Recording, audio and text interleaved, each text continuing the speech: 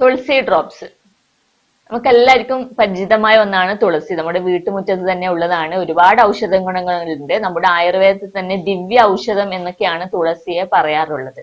അങ്ങനെയുള്ള 5 തരം തുളസികളുടെ ബ്ലെൻഡ് ആണ് തുളസി ഡ്രോപ്സിലുള്ളത്.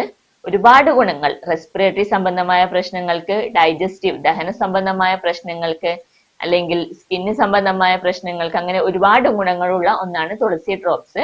ഇതിലുള്ള 5 തരം തുളസികളും അതിന്റെ നല്ല കർമ്മങ്ങൾ തന്നെയാണ് ചെയ്യുന്നത്.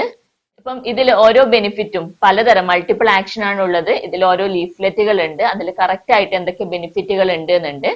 ഒന്നാമത് നമ്മൾ പറയുകയാണെങ്കിൽ നമുക്ക് ഡെയിലി ഇത് ഒരു ചായ, തുളസി ചായ ആയിട്ട് നമ്മൾ ഇത് ഉപയോഗിക്കുന്നത് കാരണം, ഒരു നേരം ഉപയോഗിക്കുന്നത് കാരണം നമ്മുടെ ഇമ്മ്യൂണിറ്റി കൂട്ടാൻ വേണ്ടി ഹെൽപ്പ് ചെയ്യും. അല്ലെങ്കിൽ നമ്മൾ കുടിക്കുന്ന വെള്ളം, തിളപ്പിച്ചാറിയ വെള്ളത്തിൽ ഒരു 10-12 തുള്ളിയൊക്കെ ഉറ്റിച്ച് ഒരു ബോട്ടിലാക്കി വെച്ച് ആ വെള്ളം കുടിക്കുന്നത് കൊണ്ടും ഇമ്മ്യൂണിറ്റി ബൂസ്റ്റ് ചെയ്യാൻ വേണ്ടിയും ദഹന സംബന്ധമായ പ്രശ്നങ്ങൾ പരിഹരിക്കാനും ഹെൽപ്പ് ചെയ്യും.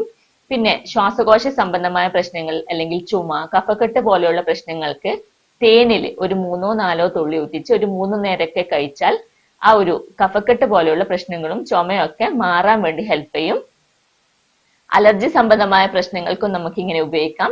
ഇനി വായ്നാറ്റം പോലെയുള്ള പ്രശ്നങ്ങളാണെങ്കിൽ വെള്ളത്തിൽ ഒരു 4-5 തുള്ളി ഒഴിച്ച് ആ വെള്ളം കൊണ്ട് ഗാർഗിള് ചെയ്താൽ, കവിൾ കൊണ്ടാലും നമുക്ക് വായ്നാറ്റം പോലുള്ള പ്രശ്നങ്ങൾ പരിഹരിക്കാനും, നമ്മൾ കുളിക്കുന്ന വെള്ളത്തിൽ ഒരു 10-12 തുള്ളിയൊക്കെ ഉറ്റിച്ചിട്ട് കുളിച്ചാൽ നമ്മൾക്ക് പുറത്തു പോയിട്ട് വന്ന ആ ശരീരത്തിലുള്ള അണുക്കളൊക്കെ നശിച്ചു പോകാൻ വേണ്ടിയും ഇത് ഹെൽപ്പ് ചെയ്യും. പിന്നെ എന്തെങ്കിലുമൊക്കെ വിഷജീവികൾ അല്ലെങ്കിൽ പ്രാണികളൊക്കെ കടിച്ചാല് നമ്മൾ പച്ച വെളിച്ചെണ്ണയിലാക്കി ഒരു 2-3 തുള്ളി തുളസി ഡ്രോപ്പ് ഉറ്റിച്ച് അവിടെ അപ്ലൈ ചെയ്ത് കൊടുത്താൽ അവിടുത്തെ വിഷാംശം പുറന്തള്ളപ്പെടാനും ഹെൽപ്പ് ചെയ്യും.